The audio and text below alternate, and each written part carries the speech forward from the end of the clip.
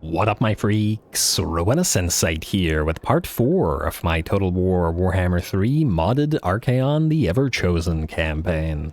So as we saw last time, Archaon moved through the northern portion of the Darklands, taking out the territories of the Disciples of Hashut and forcing their vassalization. We then moved on to Saber Mountain, where we knocked out the little ogre tribe here and took the territory for ourselves, rather than bothering to confederate, or rather vassalize them. And then, in a sneaky little move, our second army, Gulator, the Nurglite leader, managed to snag the Tower of Crack and force the confederation of Azazel, right as Azazel was trying to return to his home base. It was sneaky and it worked well, and Gulator did manage to pull it off despite it being a reasonably difficult battle, with him having vastly inferior troops, and I'm very proud of him. In fact, proud enough to, I think, give him our Path of Glory reward. He's reached it, reached the required level, and has a decent amount of souls, so here we go. We're going to devote him to Nurgle, rather than Nurgle but Lore of Death. Alright, and there we go. He'll start again at level 2. What do we have in terms of this? He's got a Blight Swarm ability, a Bound Purple Sun. I don't really care for a Bound Purple Sun, to be honest, and a Bound Stream of Corruption as well. Wow. He's got a lot of additional bound spells. It's not bad. It's not bad. We'll keep him on a war shrine rather than a steed in fighting, and then we'll just use him to cast tons and tons of spells. This, however, does mean that we'll probably want to acquire him a Exalted Hero. Let's do Open Dies here. Hordred Demon Tamer, which will give him additional experience and allow him to level up earlier, and thus become Nurglite as well. Open Dies for you, sir. Alright, very, very nice. And we'll want to get one of the doggos back, I guess, which is going to cost money, but I guess we can raise it next turn before we move. Alright, there's other things to do, but before we get started, a few quick notes. First of all, we have once again reached the engagement threshold, and once again, this will be an hour episode, and the offer does continue to stand. 500 likes and 60 comments, and the next episode will be an hour long as well. Oh, also last time we did the Slayer of Kings, I should have mentioned that. That's pretty important, too. The other thing is, this particular episode, I'm using another little mod to lower the visual effects during battles. You know those like little targeting runes that you have and all that sort of stuff? I don't particularly like those. I think they take away from the immersion of the battle, especially when you have a bunch of stuff on field at once and you have those weird circles everywhere, which look like they're part of the UI rather than part of the battlefield. So I decided to go with a mod to try to remove them. Let me know if anything looks strange or anything like that, or maybe people like those runes and I'm just crazy. I don't know. Just let me know. And then lastly, this is completely unrelated to any of this, but the final episode of the Ruinous Assault Spite campaign is now up on my second Shadow channel, Ruinous Archive. Whether you were following that campaign or not, I do urge you to check that one out, because it's a finale, and I like to think my finale episodes always go pretty hard. It's an hour of nothing in terms of admin, and just straight 6 or 7 big battles to enjoy. Anyway, if you're interested in that, do give it a shot, and anyway, let's get going. Archaon, you are headed to a spewer because we're going to declare war on Kolek. I guess we could declare war on him directly. Or do we declare war on... Wait, can you even declare war on your vassal? Just out of curiosity. To be honest, I'd rather be yes, you can. my time. And then Kolek will join the war. Who do we care about pissing off more? I don't really think it matters. Let's just declare war on the Dolgan, because they're right beside us, and Kolek will join in. It'll make no difference at the end of the day. One will be confederated and the other will be our vassal. I guess it'll make a slight difference, but not enough of one for us to care. Also, while we're at it, let's build a couple things. First of all, we do want those sorcerers on field, and you want these chaos shrines everywhere anyway, for the additional sorcerer capacity, as otherwise it's you're a little bit limited by the number of sorcerers you get. And I do want a sorcerer in Archaon's army, maybe a Tzeentch sorcerer, or maybe just a undivided fire Sorcerer. I'm thinking we could do a Kindle Flame Tzeentch Sorcerer, as in one that starts in fire and then becomes Tzeentch. That would be nice, because it would still be magical fire in terms of its abilities, but doesn't overlap with Archaon's spells, so there's certainly potential for that. And the other thing I think we want to build is... I don't know if this is a waste of money, but here in Yetchich, we'll build up this Chaos Altar in the hopes of, if we were to sell Yetchich to Wintertooth, it would be worth more than it currently is. I want to trade it for Frozen Landing, and then trade Frozen Landing to the Goromadni tribe, so that they have nearly a full province. I really don't think it matters that much, but it just bothers me that it's like this. I also really wish that you had the ability to move your vassals' capitals, like, out of Nivkazi here, but what can you do? Though I suppose if we were to take Plesk and Volksgrad, then we could do this entire province Goromad. We'll see. We'll see. I think that's all we gotta do this turn, other than having Archaon attack. So Archaon, you're going to attack. Oh, I also asked you guys for a Astra Gruul Iron Pick. Astra Gruul Iron Pick. This is literally, we have Astrogoth Iron Hand at home. I gotta think that that's not random, that somebody actually made that name on purpose, but it's pretty good. I asked for a consensus on what you guys thought about taking these territories, or keeping these 2 territories for ourselves, or returning them to Astrogoth, and the consensus was by and large, keep them for ourselves, relocate Astrogoth over here. Somebody also pointed out that if you actually gift them territories, apparently they don't become Dark Citadels, or whatever the thing is called for Chaos Dwarfs, but rather become factories. So I think maybe what we can do, since Saber Mountain is a capital, is take Ice Spewer, then abandon Saber Mountain, and then tell these guys to occupy it directly. I think they were moving over here to occupy it anyway, and hopefully they can occupy it as a citadel rather than as the other thing. Archaon, you're headed to Ice Spewer, my friend. I don't think we need to recruit anything. This is still bothering the heck out of me. Damn, that spawn a corn. I might just delete it so that Kuhar can leech XP.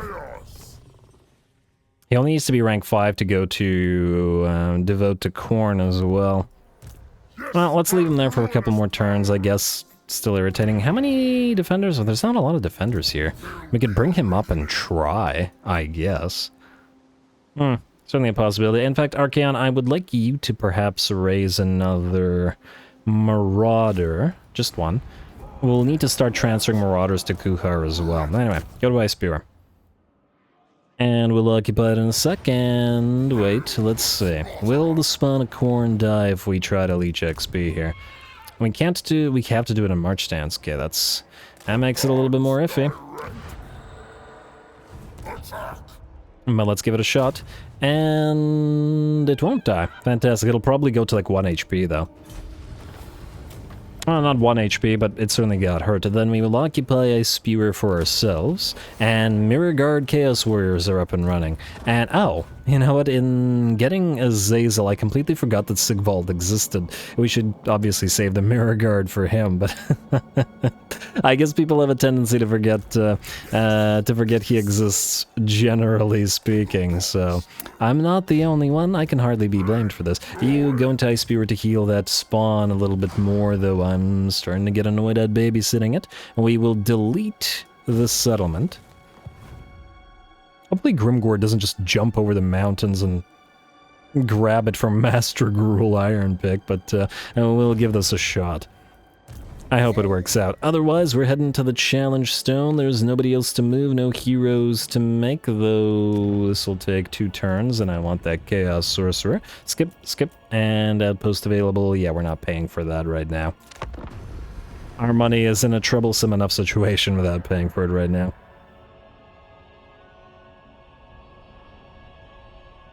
But we'll get there, I'm sure.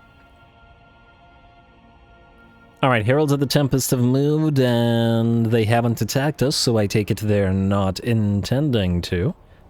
Although I don't know whether they can actually reach us from where we currently are. I don't see them. It could be out here somewhere. Disciples of Hashut loses its outpost. Well, that's unfortunate for them. You, sir.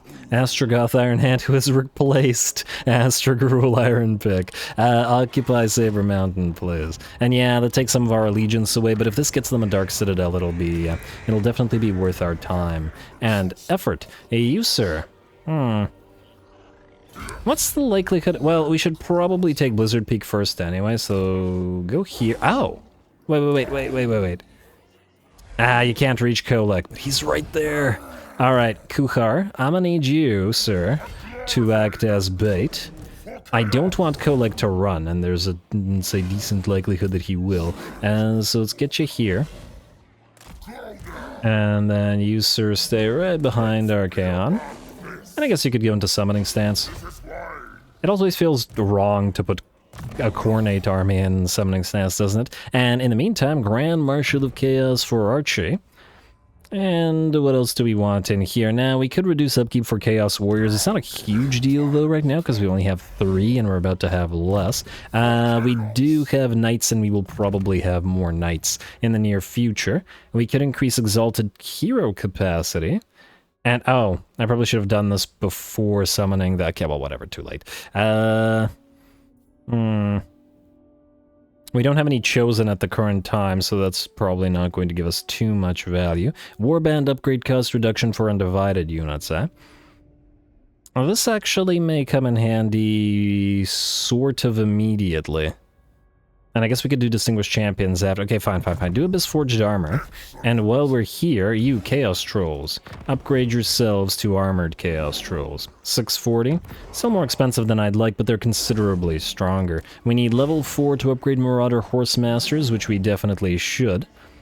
Oh man, I remember in my absolutely ancient Throg campaign for Total Warhammer 2, I had an army with basically all Marauder Horse Masters and a ton of chariots as well, and it worked surprisingly well. The Marauder Horse Masters absolutely wrecked a lot of armies. It was pretty impressive. Castalton, you're next on the menu for Gulator. In Gulator, you're gonna get Hordred to join up and train your army up. You're going to... I mean, I guess we need to get into your spells as fast as possible, don't we? I mean, obviously, generally you want Roach Marcher first, but it's not going to make any difference where we are, because this will still take several turns regardless.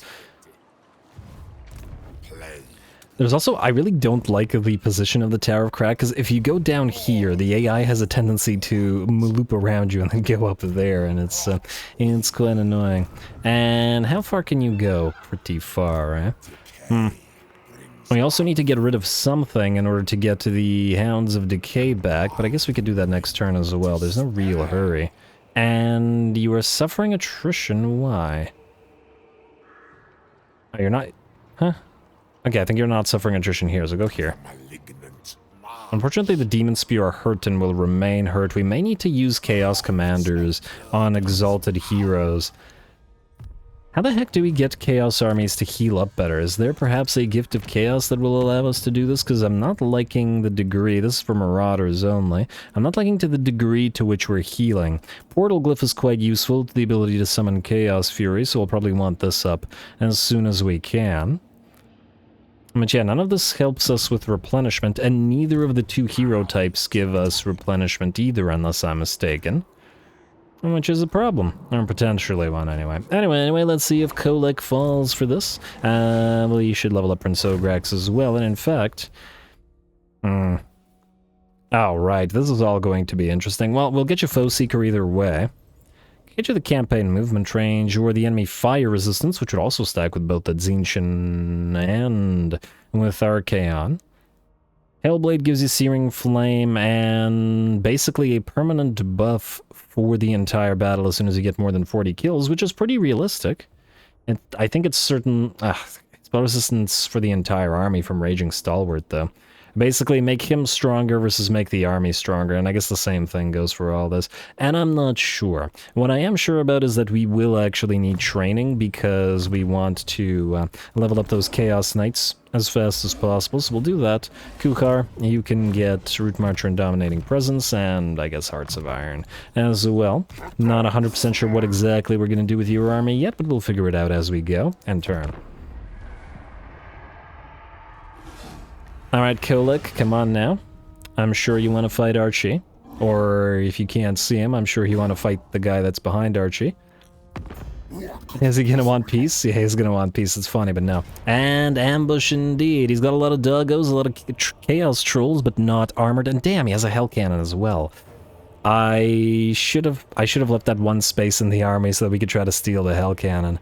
I suppose if we don't destroy the hell cannon, we might still be able to steal it from him. And there's still potential for that.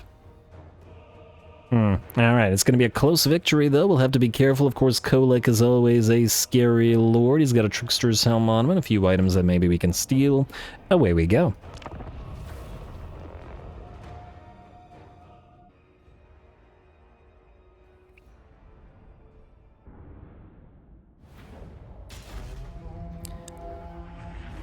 Alrighty, here we go. Kolek is ambushed, and would he or his army even be able to hear an ambushing army approaching over the thunder of their own hoof falls? I'm not so sure. Anyway, Archaon is going to head directly for Kolek, and I do like the contrast of the fiery aspect of Archaon between Dorgar and the Slayer of Kings, and the lightning-y aspect, it's a word I swear, of Kolek over here. Kolek's going to pop off a fireball at one of the approaching giants, while Archaon will counter with a Spirit Leech while the two giants move on in to help Archaon out. There we go, staggering big boy, and the giant is a pretty big boy himself as well, so yeah. Perhaps Archaon could have taken care of this on his own, but at the same time he would have gotten badly hurt if he did, and we don't want to spend 8 years waiting for him to heal up, as we have no bonus to casualty replenishment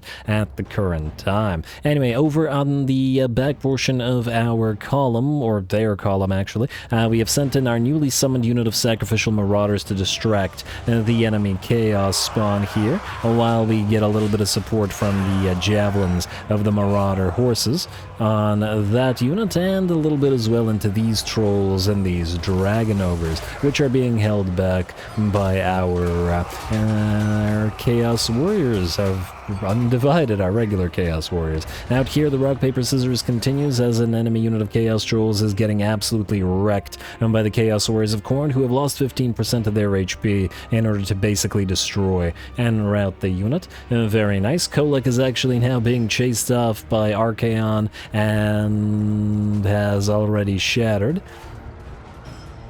And the Slayer of Kings is still up, which ain't too great for Kolek, as a couple more hits and he will drop one more time. Oh wow, the flip.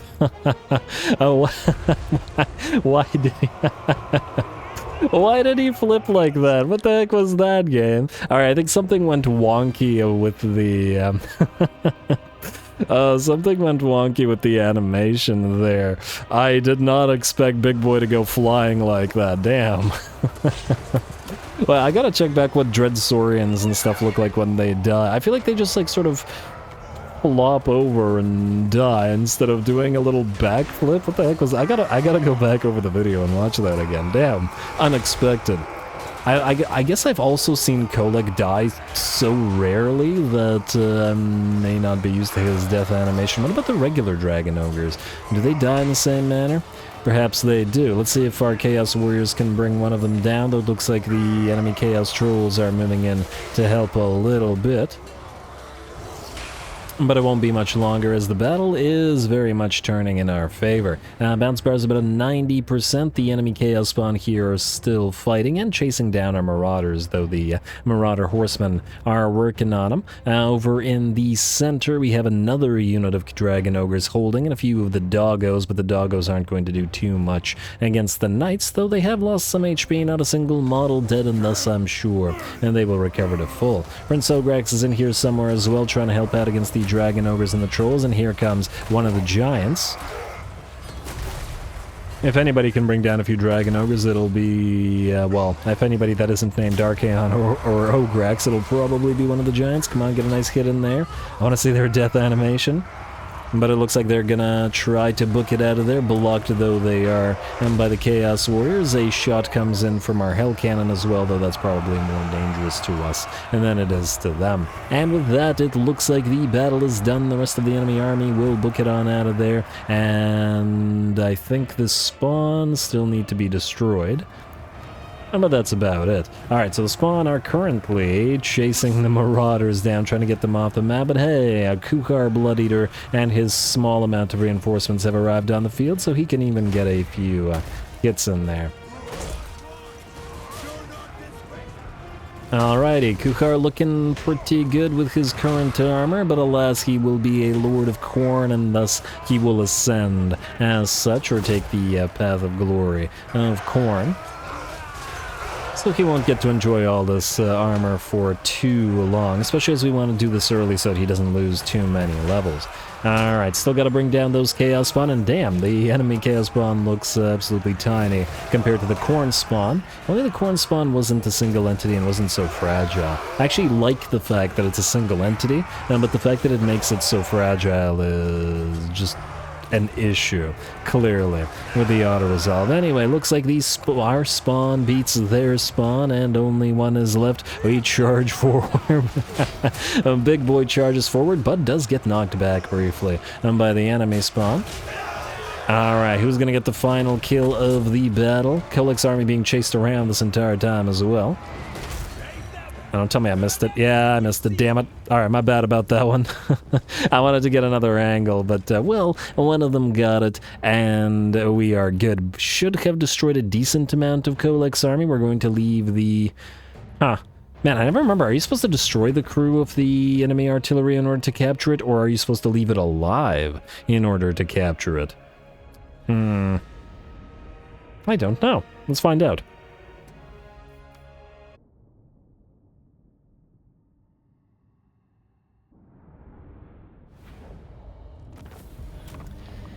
Hey, we did manage to steal the Trickster's helm. Yeah, I absolutely screwed up there. I didn't mean to kill Kolek off, but Archaon kind of chased him down and, well, ran him down before I even realized. You look away for 2 seconds and then the mountain god is gone. How do you lose a mountain? But anyway, we did reasonably well there. I mean, of course, it was an ambush that Kolek walked his doomed forces into. We did manage to not destroy the Hell Cannon, at least, so maybe we can steal that. That's a lot of money. It's also a lot of replenishment, but we gotta take that money. We need it.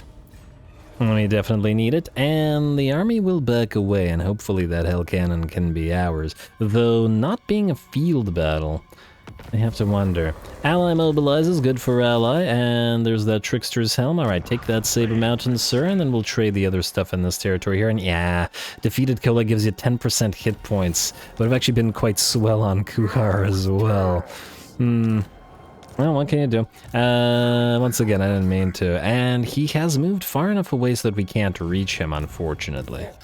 But we can reach Blizzard Peak, so that's where we're going. You are going to continue leeching there, although... Okay, yeah, they do still have other territories. I was worried that we would accidentally kill them off.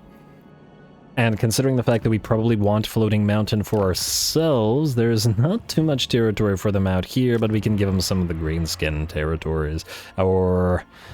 might it be better to give it to the Chaos Dwarfs, because they'll be a stronger faction, generally speaking, than a Norscan faction will be. I generally don't expect any Norscan factions other than Wulfric and Throg to ever do well. They're just sort of ineffective. I'm not entirely sure why that is. Perhaps they're programmed to be an... Oh my! There's a full stack here.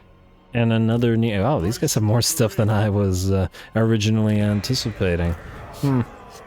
Nonetheless, go to Blizzard Peak, and nonetheless we'll auto-resolve it, and I still don't think that they have a chance to defeat us, so yeah. And, it's gonna kill off the spawn now. That thing is really starting to annoy me. It might be better to just let it die. I can't babysit it for every single turn, and then we'll just get a new one once we have the burning branding iron or whatever the searing branding. Close enough. Searing branding iron. Aren't branding irons all searing game? For corn. Yeah, just let it die. I don't care. It's just, no thank you. And frankly, it was costing us money that we can use elsewhere. Alright, a free spell shield for Kuchar, and that Trickster's Helm, I guess, can go to Archaon. He doesn't need the Helmet of Many Eyes when his, well, actually his helmet does have many eyes, technically speaking, but shut up. Alrighty. Dragonbane, Gem, Dawnstar, Enchanted Shield, anything here? What the heck? Oh, Azazel had a bunch of stuff. Casualty or punishment for Warhounds. Now we're going to steal that and we're going to give it to Nurgle. And we can take the War Banner from you. Does Azazel have any items here? Oh, he has a brass cleaver. And a Scepter's Stability and Iron Curse icon. You know, I'm going to have to take that brass cleaver as well from you, good sir. Azazel had some nice stuff, though. Good job, bud. Alright, and yes, so let us give that Beast Tamer... Oh. Why, hello there. Mr. Castalton in March Stance. Gulator, I think we have some work for you. Let us, however, steal that ancillary Beast Tamer. Ranked up with Chaos Warhounds in your army. Huh. Have we not had all the ranks up that Gulator has ever had with Chaos Warhounds in his army? And, oh damn, Throggy. I wanted to take Bay of Blades, but it looks like you're gonna grab it from us before we do that. Oh, man. Throg has been a little territory thief this entire time, hasn't he? Actually, that reminds me, Yetchich is now ready. Just out of curiosity, Yetchich is only worth 4.8, so it's not actually worth... I think it's not worth any more than it was before, meaning it's at... Oh, that's unfortunate. Frozen Landing, -20. What if we join war against Great Orthodoxy and Ice Court? -11. And we could give you 17k just for free. I don't think we care enough about it. Alright, we'll just probably trade these away then. We still need to declare war on the Orthodoxy. And attack them there. I'm on another doggo, but maybe we should just sacrifice the regular Chaos spawn, because they can't be turned to a marked spawn anyway. Also, how many turns? 3 turns. We're getting there, buddy. I also want to... Hello. There's a third eye of Zinch. Okay, that's actually perfect. No, we need to recruit you right now. Is this building finished? Yeah, Sorcerer, yes indeed it is. Alright, get the third eye of Zinch. We're getting you on the field, sir. And you can move down to Archaon town. And Archaon, you are good for now. I guess minus your Abyss Forged armor, I guess. In fact, wait, can we use this right now? No, these are still not rank 4. Come on, guys. Alright, then. Let's get you more training. It's not like Prince Ograx is super concerned about getting stuff that makes him stronger, because he's already pretty darn strong. And Kuchar, you can just sort of hover around there. I would also like you...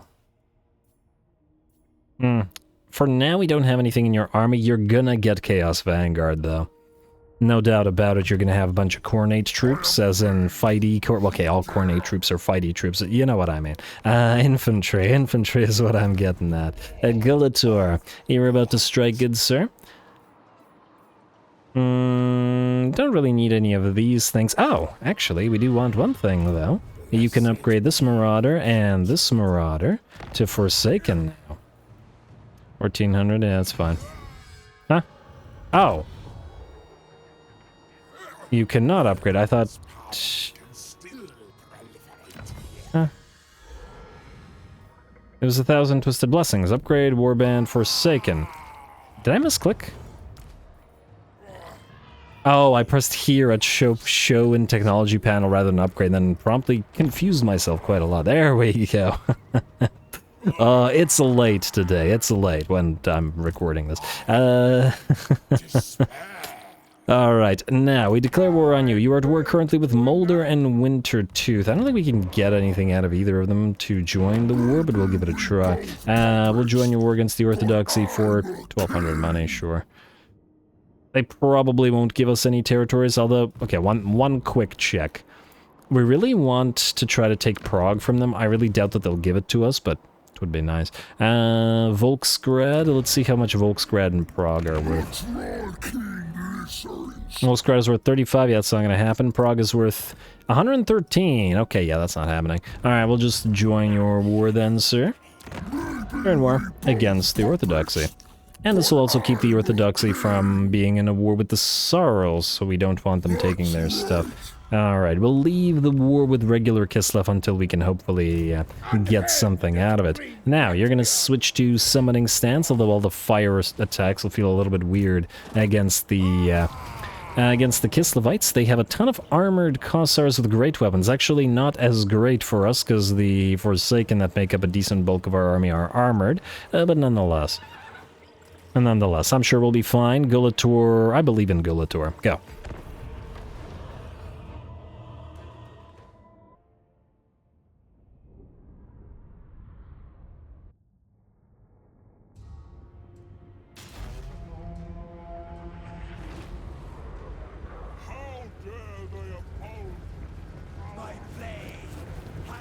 Alrighty, here we go. I guess saying Nurglite's work is never done as Gulator starts moving back into action. Ooh, looking very nice and Nurgly as well, and we'll have access to Miasma of Pestilence and Pestilent Breath. No, that's the Skaven version. What's this called? Stream of Corruption. Basically the same thing anyway. Well, it's actually more similar to Scorch, I guess, than Pestilent Breath, but nonetheless. Anyway, away we go. Well, that Nurglite Cape looks pretty decent as well. The enemy has blobbed itself up quite nicely around the choke point here, and since they got to deploy here, and we didn't, we're actually going to have to make our way forward. On top of that, every single unit in the enemy army has a ranged weapon. Granted, the Kossars with sabers and shields just have their grenades or whatever it is that they throw, but there aren't a crazy amount of them. More regular Kossars with arrows and armored Kossars with pistols. So yeah, this is going to be somewhat concerning, let's say, for the rest of our army. Granted, I imagine that the grenades that those guys can throw are probably not really comparable to the grenades of dwarfen miners. But nonetheless, we'll see how concerning they are, and just hope that they hit the Forsaken rather than somebody who's more susceptible to said grenades due to a lack of armor. Anyway, Marauders are going to move out front rather than the Forsaken because we want their shields up front as we move on in, since despite the heavier armor, the regular Forsaken don't have those shields. Plus, if we take additional damage on the Marauders, it won't matter as much, because they're much more disposable than the Forsaken are, even though we are looking to make them into Marauders. Also, would you please charge now? Thank you. I'm just going to speed this up a little bit while we get into position, and there we go. The army starts moving. The enemy sees us coming and fires away. Pistols and arrows overhead, though hopefully we'll have plenty of those in getting blocked. And our exalted hero is going to move in and separate himself slightly from our lord so that they can fight in different locations. And there we go. Here come the grenades and the spellwork at the same time. And the miasma comes down as well. And yeah, would you look at that? It's looking better, isn't it? And that you can't see those targeting runes and just the effects of all that spellwork. I like that much, much more. Alrighty, a pretty hectic battle at least while the enemy holds us up, but this is allowing all of the enemy to continue firing, and we've taken about 25% damage from those volleys of enemy grenades. Gestalten has joined the fray as well, but we also have to remember that the entire enemy army is in march stance, which works for us. And thus they should have a lot more of a difficult time than we should. Alright, one thing that the enemy is doing quite well is it actually hasn't moved all these melee Kossars now that they no longer have access to their grenades. They haven't moved them in. I was waiting for them to move in so that A, we could start popping off our spells, and the Rain of Fire spell as well. In the meantime, we've already had 2 of those ice storms hit us, so we really need the enemy mage off the field. Fortunately, we have our 2 Mantcores, which have served us so well in this particular army, and giving us that much-needed tactical flexibility, and it looks like they'll be taking the mage down here with another blow as well. And there we go. No more of that hailstorm spells on our blob of units. Castalton, in the meantime, is also having a pretty bad time, but down to about 25% of his HP with both spawn hounds and our exalted hero, I guess, itching or competing to see who brings him down, while the rest of our units continue to try to make it through the enemy line of Kossars, armored and unarmored alike. Alright, it'll be interesting to see what heights we can take our units of Forsaken to, very briefly, especially considering we're under Slaaneshi skies here. We also have the Marauders of Slaanesh working with our Nurgle units. And hopefully with Azazel on the field we can just transfer them over, and that'll be the beginning of a Slaaneshi army. Generally speaking, I'll probably, or at least I'll try my best to do 2 armies for every god, because there are different army compositions that you can make, especially depending on the sheer number of demonic units that we're looking to use, both via allegiance acquisition and via the Gifts of Chaos method. Anyway, over in the background, Castelton is broken, but not shattered, but not to worry, we can shatter his body with our 2 manticores, in which we'll give chase. Finally, the fire thing comes down and out. I see the targeting rune is still visible for that particular ability, but it might be because it's a army ability, and not a spell directly. We didn't see one with Hailstorm, or at least it didn't stay up, so I think that might be why. It also... I don't know, does that thing exist in vanilla, or is it an SFO thing? Because that might also be it. But anyway, I still think it's better without the additional targeting runes, or as many of them off the field as possible. Speaking of off the field, we have another... Well, actually, more enemy units are in by our blood and are looking to break. Another miasma comes down, but otherwise this isn't tactically a particularly interesting fight. But this is also the first choke point battle that we've seen in this campaign, and I personally do like my choke point battles. Although I guess technically speaking, Gulator did fight a pseudo choke point battle, double choke point battle, in the when he took over Azazel's territory, the Tower of Crack. So maybe he's growing a little bit more specialized at it. Anyway, the doggos are now breaking through, and they've broken through the armored Kossars into the unarmored, wherein they can lay into them without nearly as much threat. The Forsaken continue charging on through, but by the looks of it, the enemy army doesn't have much left. The bounce powers are about 75, perhaps, % in our favor, but at the same time, most of the enemy units are breaking in their leadership, and a decent amount of them are in by our blood as well. So they will shatter as soon as that's done, even if they are unbreakable for an extra few seconds. Alrighty, keep on holding Kossars as long as you can. Give Mr. Gulator a good fight. And I'm pretty sure he's in here somewhere as well, but since he doesn't have a mount at the current time, he's a little bit too difficult to spot unless you look for his banner. And there he is. I like the antlered aesthetic that Nurgle has going for it. It's pretty nice.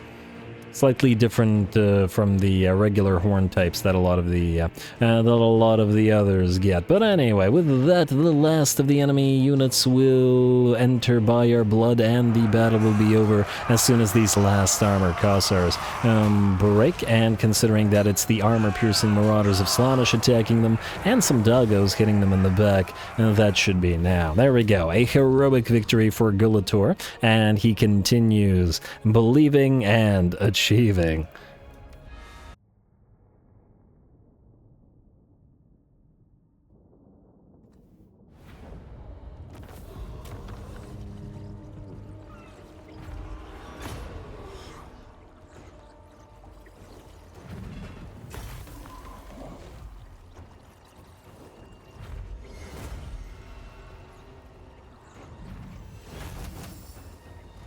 Alrighty, there we go. Sorry about the delay there. I had to move my cat, and I may have to do so again in a moment, but we'll cross that bridge when we come to it. Let's see. We certainly took some damage. The Demon Spear were already badly hurt, though. The Slaneshi Marauders, however, as I recall, were none. They certainly took damage, but you expect them to dish out more damage, but to also be more fragile than the regular Marauders, so that's about on brand for them. And we'll be giving them over to Azazel anyway, so should be fine. We got a Dragon Helm, which we don't really care about, but the souls in total favor we do, so yes. Alright, distracted myself for a second and then I got confused. Now this gives us flaming attacks, interestingly enough, on the Chaos Sorcerer of a Nurgle, which kind of matches the two Manticores, which have poison and flaming attacks. So, you know what, I guess that kind of fits here. Well done, Gulator. You're gonna go into... I guess you have to go to the edge of your range, don't you? You won't be able to heal as much if you go into encamp, but who knows, what if Throg sacks this instead of taking it? So we want to be able to move their next turn, which means you're going to go into raiding, you're going to go as close as you can, and then we'll have to wait and see. Hopefully we get what we want out of it. Now, you are going to grab, I guess, Children of Nurgle. You will be casting constantly, and you want that little extra bit of healing, even if it ain't much. And then... well, we do spam... On the one hand, Curse of the Leper for the melee damage reflection, but it's only applicable to one unit, so... good, but not crazy. Stream of Corruption is very spammable, so we will probably do that and then something here, but mainly we want to get to Fleshy Abundance as fast as possible to be able to have access to heals. Our Exalted Hero... You got that post-battle loot, a little bit of extra, eh? But I still think we need training, because we'll need these guys all to be upgraded. Okay, speaking of, we'll need all of you upgraded into Forsaken, and then we'll need some of the Forsaken to be upgraded into Spawn, but only after they become Forsaken of Nurgle, rather than the regular kind of Forsaken. Anyway, I do believe that is an end turn. Path to Glory available for Alright, for Kuhar, although 3,000 souls, it's a little bit steep right now. Might want to wait. I also would like to see if these guys will attack us here, so, in that light, let's end the turn, and let's see if they do. Wait 1 second, quick deal, just gotta check something. Well, everything, really. Servants of the Conclave, I would really like for you to be our vassal. Nothing else is important here, at the very least, nothing we want to do. Yeah, and I think we're probably going to fight Wulfric in order to take his lands for ourselves and his dark fortresses. Throg is already one dark fortress too many. I'm mostly fine with him having 2, but 3 is a little bit much. I really wasn't expecting him to take Prague this early. At the end of the day, though, not a big deal. In my Valkia campaign, I skipped a lot of dark fortresses, and I still had insane amounts of cash from Vassal Tribute. Vassal Tribute gets pretty nutty into the late game. You have a lot of ways to increase it, and as the factions get bigger, they pay more tribute. Anyway, Throt. Look, I'd love to get a defensive alliance with Ego and Bud, but I'd also really love to vassalize you, so we're gonna have to wait on that one.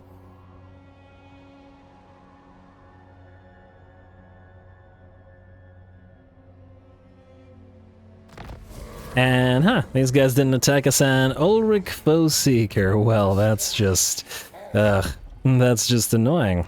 I guess we'll have to allow the forces of the Challenge Stone to recover a little bit. Have these guys taken Saber Mountain? Yes. And they're building an outpost. Why are you building an outpost? Build a citadel, you little... The main reason I wanted to give this to you or allow you to occupy that was so that you'd build a citadel, but you just didn't. And, Charon of the Gore Hunt is hanging around Blizzard Peak, but the question is... I mean, once we take out the Challenge Stone... Okay, wait. Because we want to trade Blizzard Peak to these guys. Yeah, this is gonna be weird. Province, not good weird. Province secured, that's fine. Law succeeds. Great Orthodoxy destroyed. Looks like, ooh, we got our buffs for our Manticores and our Warhounds and Gorefeast included. Unlock hero Harald Hammerstorm. Kill 3,000 enemies in battle. Okie dokie. Let's give this a read, though. The wars waged by Chaos have been the most terrible of all conflicts in history, their destruction unrivaled by anything else. But each war has been but a test, a sham, a preparation for a greater war that is yet to come. Every battle a touch of the taloned hand of Chaos probing the defense of the mortal world. Soon the day will come when Chaos musters its true, horrifying strength, but first its acolytes must prove their military might with yet more bloodshed. In return, the gods will pave the way to the end by sending forth their first forgotten champion. So, well, alrighty, Archaon. You cannot reach this guy, meaning... Wait, you can't reach him either? Oh, they're gonna take Ice Spewer. Ah, you little... We could go after Charon, but I'm 90% sure he'd run from Archaon. Well, that's annoying, but I guess we're moving to the challenge zone. Yeah, these guys are positioned kind of annoyingly. And the other alternative would be to pop ourselves into ambush stance and to try to ambush one of them. Or we just let these guys keep Blizzard Peak. If they're not going to get a Citadel anyway, maybe we don't care. You know what, maybe we don't care. Archaon, just head out of here and then start moving towards the Challenge Stone. We'll let them keep the territories if the Chaos Dwarves don't want to do anything useful with them. Alright, and then Kuchar, you can follow along. Oh, I also should have checked whether Archaon can get anything interesting. He can get more Aspiring Champions. Although, how many Aspiring Champions do we really need right now? The extra Chaos Warriors could also be quite useful. In fact, no could about it. And they will be very useful. Potential for getting them next turn. Wait. Kuchar, you can raise Aspiring Champions, and oh! If we wanted to, we could raise 2 more Aspiring Champions. That's a little much right now, I think. They're just ludicrously expensive, and we could get like 5 Marauders for the treble. Maybe 1 more? But either way, if it is 1 more, it'll be 1 more next turn. Kuchar, go into raiding stance here and go right behind Archaon. That looks good to me. Okay, 1 second. Sorry, my my cat.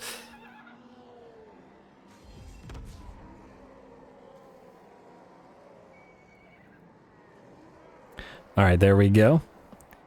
Being particularly distracting today, sir. Alrighty, let's see. Hivald Helnox, you are summoned to join Archaon, so you're going south. Gulator, you are not going to get the pay of Blades. So I guess you're going to go past it and we'll start attacking Wulfric. I guess the question is from which side. We can take Doomkeep. I guess it depends on how many territories he has. He has... 10 territory. Oh, wow. He's done well for himself. Yeah, we're going to need a Zazel here as well.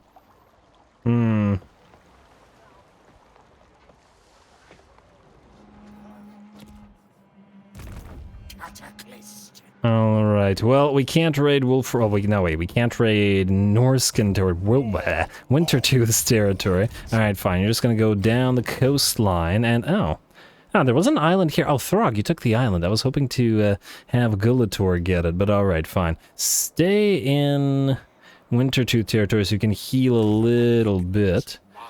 And then move here. And we'll end the turn and see what happens. Also, we will take a new tech. The said new tech being...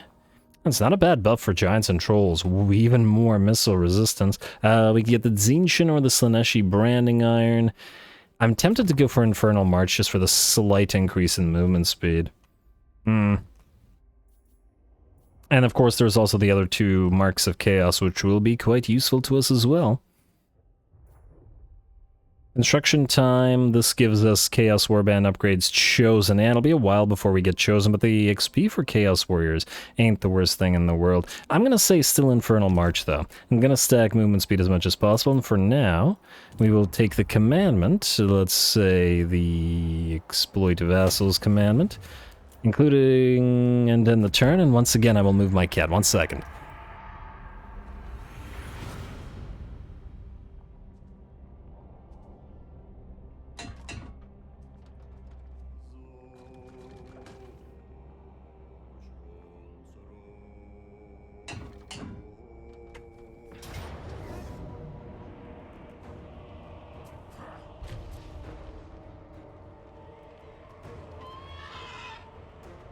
All right, really, sorry about that. Yeah, well, obviously, we're not going to bother defending. You're going to retake... You're going to sack Blizzard Peak.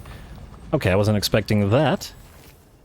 That basically solves our problem because we keep it, and you become our vassal as soon as we take the challenge stone, which we will do so right now. Fantastic. Alrighty, so, Archaon, let's get one more good battle going, shall we?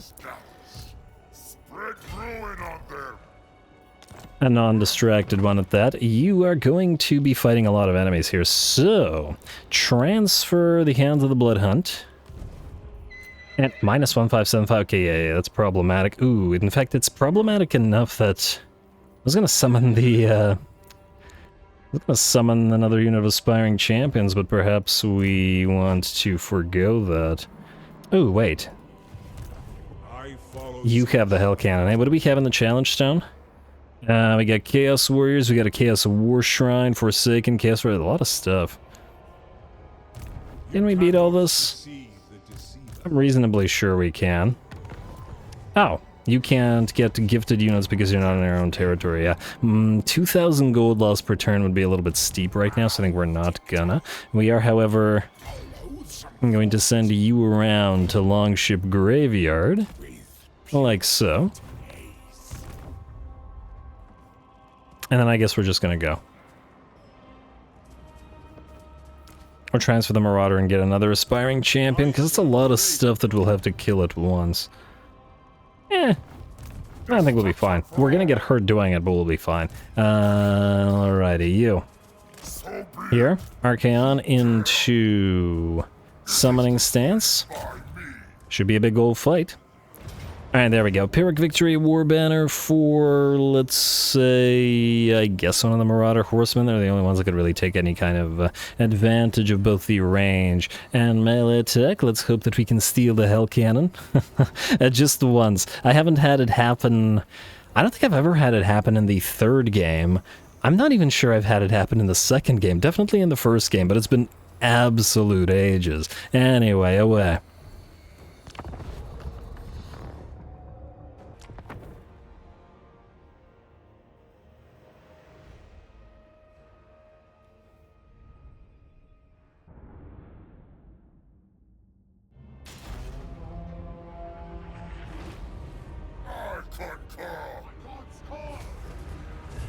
Alrighty, well apparently Archaon concurs, and that's good enough for me. And damn, these Chaos Waste battles, once again, look fantastic. The ones that are slightly dark, but dark enough, light enough to see, but dark enough to highlight all the lava stuff and the crazy skulls and chaos gates and everything else that's going on. These make for some really nice and cinematic battles, don't they? And yes, it's this map with these ruins that I made mention of seeing last time. I really like this map.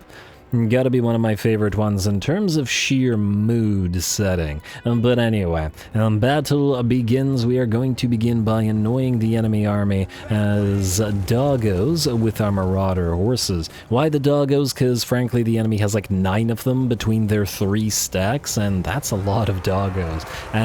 Don't want to be looking out for our flanks and for our single Hell Cannon constantly. Here we go. The enemy reinforcements are arriving, and once again, there's quite a lot of them on the field. Oh, I do like the dark blue color scheme for the Warriors of Chaos, though. Especially for their capes. Looks quite nice. Well, the shields are a little bit too bright, but the capes are quite nice. And the shields wouldn't be too bright if it wasn't for the capes being darker, otherwise it feels like it doesn't match a little bit. And that is all completely irrelevant. Anyway, over on this side we caught 2 doggos with our knights. Obviously these are the regular Chaos Warhounds, and they have no chance against the Swords of Chaos. And the Knights of Tzeentch, who will hopefully run them down, or at least force them away. And in the meantime, we will continue distracting whatever enemies we can find with our Marauder Horsemen, and running away before engaging into combat. A decent amount of enemy units are giving chase to them, and it looks like the anthill has been kicked and the rest of the enemy army is making their way towards ours. Speaking of our own, we've set up here where there is a nearby impassable terrain piece, and where our Hell Cannon can set up and hopefully fire down on the enemy, that we will be starting on the enemy's Hell Cannon so that it doesn't too heavily damage us. Ooh, some blue fires of Zinj smashing into one of our giants here, who's lost, well, actually only about 10% HP, but we still gotta be careful about that, while by themselves, Ograx and Archaon, or Archaon and Ograx, are going after some of the enemy's sorcerers here. There's a Chaos Sorcerer of Zinj who's now down to about half of his HP and can't escape Archaon Slayer of Kings due to Ograx's Tormentor's Sword, keeping him in place. A few more hits and I'm sure that sorcerer will go down, especially with a Spirit Leech on him, and we can switch to the other Chaos Sorcerer Lord right after. You gotta get those morale shocks in. Unfortunately for us, the enemy has quite a lot of lords and heroes. There are those two lords, there's two more Chaos Lords and an Exalted Hero here, all facing off against our giant. And our giant does have to be careful lest it gets focused down by all those heroes. I really like the eye glow of the Chaos Giant as well. Helps with this fitting into the theme of this particular lighting and color scheme. Anyway, a hectic melee has begun here as the enemy's army is moved in, and so has ours. We're going to try to have one of our giants bring down this enemy War Shrine, which has only taken about 25% of its HP so far, but we want it out of here so that it no longer provides that leadership buff to everyone around. I think it's a 15 leadership buff, yeah. Favor of the Ruinous powers and immunity to psychology on top of all that, which is pretty crazy, especially in the early game when you're relying on a lot of marauders and other easily breakable units. So, in short, we need to get this thing the heck out of here. The giants continue towering over the enemy forces and laying into them, but it looks like indeed one of our giants is down to nearly half HP, and due to the focus of the enemy. On the bright side, though, the first of the Chaos Sorcerer Lords has fallen, and the second one has begun to rout, while Ograx will stay here and make sure that he dies off for good. Archaon has headed out to help the giant and start on those two other Chaos Lords and enemy Exalted Hero. Gotta do some Lord hunting. Out here, the enemy has charged a unit of Forsaken at our Hell Cannon. Obviously, we can't let the Hell Cannon die, so we sent in the Hounds of the Blood Hunt. What the name? Hounds of the Blood Hunt, yes. The Hounds of the Blood Hunt to help them out. Although that is a little bit dangerous, and we obviously don't want the little demon doggos to melt away like that. Now I feel bad. I'm happy, Forsaken. Just let the good boys eat you, damn it. I can't blame the Forsaken, their minds are all gone anyway, so, yeah. Anyway, bounce power is at about 70% in our favor, and in fact, victory is in our grasp. Archaon is still trying to move through the press of enemies towards the enemy lord, but I think he has reached him at this point. Over on this side, we have another little melee. Our units of Marauder Horsemen are now on chasing duty, since we have no Warhounds in this particular army. They're chasing down enemies in order to make sure that they do not come back. Same thing going on over on this side, while our various Chaos Knights, together with Kuchar Bloodeater, the Reinforcement, and the units of Marauders of Khorne, are fighting against some Chaos Warriors, some Hounds of Decay, and a unit of Chaos Spawn as well. Nice little mini skirmish going on outside of the enemy or the main battle, and I kind of like that it is being led by Kuchar here. Have a sub-commander essentially commanding the other portion of the battlefield, but with the Swords of Chaos watching over. Archaon sends his most trusted to make sure that this portion of the battle still goes his way. That said, it looks like the rest of the battle will go his way indeed, as the main enemy host will rout as soon as that War Shrine is brought down and away from the enemy units. That leadership drops significantly, and they start routing one after the other. Our armored Chaos Trolls here, I'm sure, were also quite helpful, and the armor goes from 50 to 100 compared to the regular Trolls, though their unit count drops from 5 to 10, and they're a lot more difficult to kill by virtue of A, the armor, and B, while they don't have as many units hitting you at the same time, they still have splash attacks, and at the same time, it's generally more difficult to kill 5 units than it is to draw a single entity of those 5 units than the 10, as they don't have nearly as little HP as they used to. And the troll regeneration helps them a little bit more, as they're less likely to lose entities, and then those entities are more likely to heal up.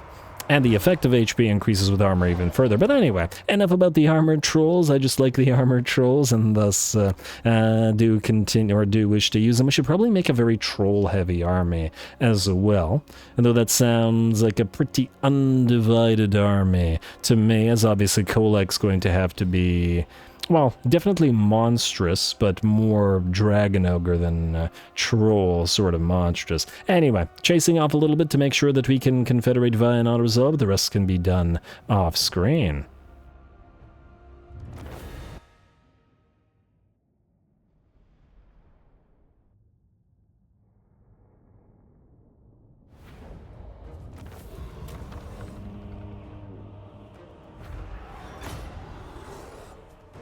Ooh, alright, there we go. The enemy certainly gave us a fight there and badly hurt one of our poor Chaos Giants. And hey, that didn't level up the Marauder Horsemen to level 4 after all that fighting. Come on now, game. They're at the same level as the second unit of Aspiring Champions, who were acquired much later, and then all of them. Anyway, Archaon, 72k damage and 160 kills, beating everybody else, but probably not surprising. That's way more damage, but he got 2 Searing Dooms off. We got 25 and 23k damage on the 2 Knight units, which ain't bad, and both of the Giants did fairly well at 17 and 18 and 21 at for the Chaos Trolls. The Hell Cannon didn't have as much work this time around because, well, we were effectively just sort of stuck in with the enemy, and firing on most of them would have meant firing on our own units, so it was too dangerous. Now, could heal up slightly, or we could take the 2.2k. Now we do want to... I want to auto-resolve next turn. We may have to heal just because of that and forego the 2.2k. Unfortunate though it may be. Alright, so you're gonna run, Archaon. You should still be able to reach the place, and... ooh, I wonder, wait a moment. Enemy killed in battle, courageous charge bonus, path to glory for Gulator. Unrelated to this, I think. That's his own thing. And the weird spawn, Chaos spawn, up and running. Now, Archaon, if you switch stances... no, that still won't work. How far can you move? If you were to besiege the Challenge Stone, I wonder whether Archaon would be able to go after Mr. Moxie, a demon... well, actually, there's nobody here. And just to make the auto-resolve a little bit easier. On the other hand, we might not even need it. Go here. And it'll kill off one of our Marauder units. But will it still kill off one of the Marauder units if you're nearby? In Camp Stance. I mean, Camp Stance doesn't do anything for you, does it? No, usually in Camp Stance comes with a +5 melee defense for, I think, almost all factions. You would think that the Chaos Warriors knew a thing or two about encamping, but alas. No, obviously this is a waste of time in terms of fighting, so we'll let that one Marauder go. It'll badly damage one of, well, the already hurt Giant, but we're used to that. And we're going to enforce that Confederation. And there we go. Oh, lovely. With that, we have a new... Confederation, yes. We have a new Dark Fortress, also at level 3, which also has the Fighter's Lodge, which means we could get another Exalted Hero if we wanted to. Frankly, I don't particularly care for the Hall of Axes, so we'll probably get rid of it. But we will build up the Spoils of War once we have Exploit Vassals for that construction cost reduction. Now, as for all of this, we probably do want the Floating Mountain for ourselves. Yeah, we're not going to trade it, though. And you're already our vassal. I mean, I'm disinclined to just do anything about that, so it doesn't really matter. This stuff will be repaired and will go to Astrogoth, so he can have a full territory. But we'll probably have to give him some other stuff as well. You guys then have something. Also, there's the Plains of Zenbaijin to consider. Now, we could go over there and vassalize them.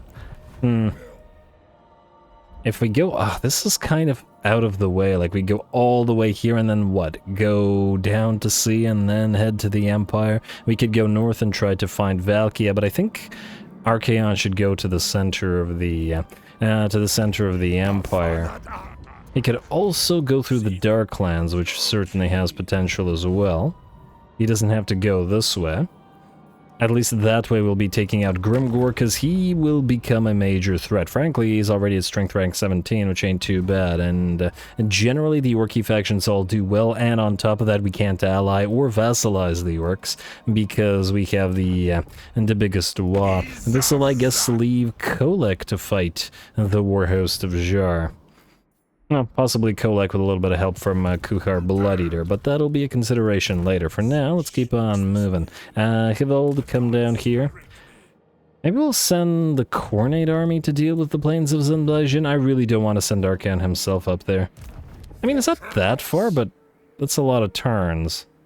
It's a lot of turns of him effectively doing nothing. And they're not at war with anybody, but we either have to destroy them or we have to vassalize them. I would have just preferred to vassalize them so we didn't have to go there, but who knows. Anyway, let's take a quick look at our territory. Take stock, as it were. Now, you have that bone pit in the guards barracks, which I guess you can keep because of the exalted heroes. Writhing Fortress can be upgraded to the next level, which we probably want to do. And 4.2k ain't horrible. Ain't great, but it ain't horrible. Yeah, we should get the Spoils of War upgrade. Just gotta be careful with our money, because we will go negative. Once again, once the raiding stops, Kirik Vlag, we can upgrade you to level 2 at least. Keep collecting income. And, oh, because Throg is our vassal, or isn't our vassal, it doesn't count as fully our territory. We'll upgrade the Chaos Fort here at Kirik Doom as well. At least, oh, we can reduce that by using Exploit Vassals instead. What do we have here? Uzkalak, you will probably want this, but we don't have enough Chaos Warriors at the current time to make good use of it, so I think we can wait on that one. We could probably immediately trade Ice Spewer to Astrogoth. He doesn't want Ice Spewer. We have to pay you to give you Ice Spewer? Maybe he'll want it after we give him Blizzard Peak. Let's give that a try first. And then we'll have to figure it out. At least this way we'll be able to give them these territories, because I don't really care too much for giving these territories to the Norskins. It's more important that we get them a citadel. We might even have to leave the Volary to the Warhost of Zhar. Here's the problem with all of this. We really want Chaos Dwarf units. They can't build their units out of factories. They need actual citadels to do it. And if we conquer all of their dark fortresses in the way of Uzkalak, we won't be able to get a citadel for them unless they take one for themselves. And they didn't do it at the Saber Mountain. They built an outpost here, which means we need to find one somewhere else. There is technically a guaranteed one at Zharna Grund if we don't take it for ourselves, as it does have some buffs. Maybe we try to go over to the Silver Pinnacle and give it to them? Or make them occupy it instead of give it to them? In order to hopefully enforce that it actually becomes a citadel? Damn it, Chaos Dwarfs, what are you doing? Anyway, I think with that we're basically out of time, but I think we can end one more turn, and just to see if anything interesting happens. Vashnar, you are going to ask for military access, but no thanks right now. I may want to try to send somebody up to you for some vassalization. Or, yeah, vassalization.